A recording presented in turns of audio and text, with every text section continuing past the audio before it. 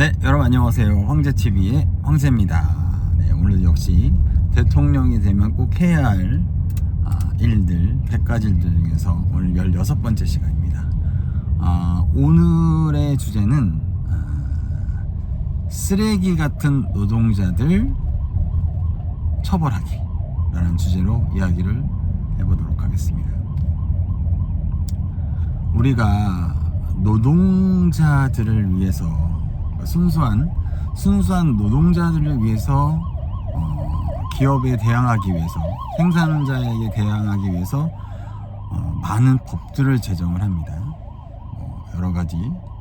그런데 어딜 가나 좋은 것을 꼭 악용하는 이런 쓰레기 같은 것들이 있어요. 그래서 노동법을 이용해서 생산자를 사기를 치거나, 또는 생산자에게 어떤 기준에서의 피해를 주는 행위에 대해서는 강력하게 처벌을 해야 된다고 생각을 합니다.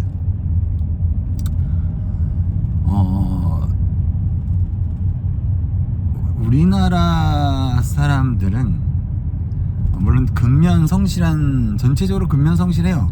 전 세계적으로 봐서. 그런데 조금 그렇지 않은, 조금 특별한 약간 또라이, 기타 등등 이런 친구들이 있어요. 네. 이런 친구들은 저는 이제 미용실을 해서 이제 30년 정도 일을 하면서 제가 관리자로만 한 20년 정도 일을 했었거든요. 그래서 굉장히 다양한 친구들을 이제 관리를 했었는데 참 다양합니다. 술 먹어서 안 나오고, 남자친구하고 헤어져서 안 나오고, 뭐 강아지가 컨디션이 안 좋아서 안 나오고, 하여튼 뭐 출근 안 하는 이유도 굉장히 다양해요. 그리고 뭐 있어서 뭐 바로 퇴근해버리고, 그리고 뭐 이제 스페어 같은 경우에는, 스페어는 알바를 말하는 건데 약속 정해놓고 출근 안 하고, 그러면 스페어 펑크 나면은 뭐 대책 안 서는 거거든요. 이 주인 입장에서는. 그런 경우가 굉장히 비일비재했어요. 굉장히 많았습니다. 그러다 보니까 이제 원장님들이나 이런 사업자분들이 좀 학을 떼는 거예요, 이 친구들에 대해서. 그런데 이러다 보니까 애매한 거야, 이 친구들을 관리하기가. 이 친구들을. 예전에는 월급이라는 개념이 있었어요. 그래서 기본급 얼마, 기타 등등. 그 이후에 이제 프로테지라는 개념이 생겼고, 그리고 이제 프리랜서라는 개념이 생겼고, 이제 직영, 기타 등등 이런 게 생겼는데, 근데 가장 중요한 것은 노동자로서 일을 하면, 설령 프리랜서 계약서를 썼더라도 노동자처럼 일을 하면 노동자예요, 여러분들. 이거는 원장님들이 꼭 기억하셔야 돼요. 만약에 내가 이 친구를 썼는데 말 그대로 프리랜서 계약서를 쓰고 프리랜서처럼 일을 시켰어.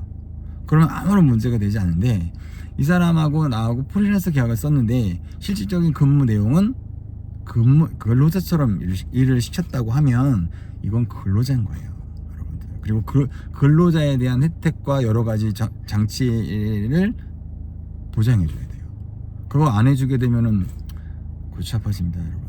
원장님들, 대표님들 꼭 그런 거 좀 확인을 잘 하시고, 또 시키실 때 옛날처럼 그렇게 시키시면 안 돼요. 네. 그리고 이제 그런 거 좀 감안해서 운영을 하셔야 되지 않을까라는 생각이 듭니다. 이 노동법이 굉장히 다양하고, 또 이제 노동자를 위해서 여러 가지 법을 만들어 놓고 하는데, 이걸 또 악용하는 거예요. 귀족 노조라고 그러죠. 이런 것들이 생기고 세습을 시키는 거야. 특별하게 하는 일이 없는데 월급은 꼬박꼬박 받아요. 기타 여러 가지 이런 것들을 악용하는 이런 이 가짜 노동자들은 법의 엄중 처벌을 받게끔 해야 됩니다. 물론 사용자도 사용자로서, 또는 주인으로서, 또는 대표로서의 일을 제대로 못하면 처벌을 받아야 되겠지만, 마찬가지로 노동자도 노동자에 한해서 본인이 가지는 기본에 미치지 못했을 때는 그에 따른 합당한 처벌을 받아야 된다고 생각합니다. 저는 이거를 가짜 노동자라고 말하고 싶어요. 가짜 노동자. 이 미용이라는 게 조금 특성이 있다 보니까 좀 개인적 성향이 좀 강한 건 사실입니다. 근데 그렇다고 해서 이 하는 작업의 그 내용을 절대 무시해서는 안 돼요, 여러분들. 만약에 프리랜서라고 하면 프리랜서처럼 일을 시키시고 계약서 쓰시고 그대로 하시면 됩니다. 근데 내가 프리랜서 계약서 썼는데 실질적인 내용이 노동자처럼 일을 하고 있네, 직영처럼 일을 하고 있네, 그러면 근로자인 거예요, 여러분들. 꼭 기억하시고 앞으로 원장님, 대표님들 마찬가지고 또 취업하시는 선생님들도 또 그에 대해서 좀 생각을 하시고 하시면 됩니다. 이제 약간 이제 미용 얘기 좀 벗어나서 요즘 같은 경기에 웬만한 대학을 나와서 특별하게 일할 곳이 없어요. 딱히 일할 곳이 없습니다. 딱 3군데가 있는데 내가 그 몇 년 동안 정말 투자해가지고 대학을 졸업을 했어. 내가 갈 수 있는 곳은 딱 3곳이야. 대기업, 공기업, 그리고 공무원. 이 3곳입니다. 3곳. 근데 지금 현재 이곳에서도 신입사원을 인턴이라고 그러죠. 인턴을 잘 뽑으려고 하지를 않아요. 왜냐면 인턴을 뽑아서 또 이 인턴이 본인의 일을 할 수 있을 때, 정상적인 일을 할 수 있을 때까지 또 시간이 걸리거든. 그럴 바에는 기존에 할 수 있는 인원을 뽑는 게 더 효과적인 거야. 기업에서는 인턴을 뽑지 않는 거야.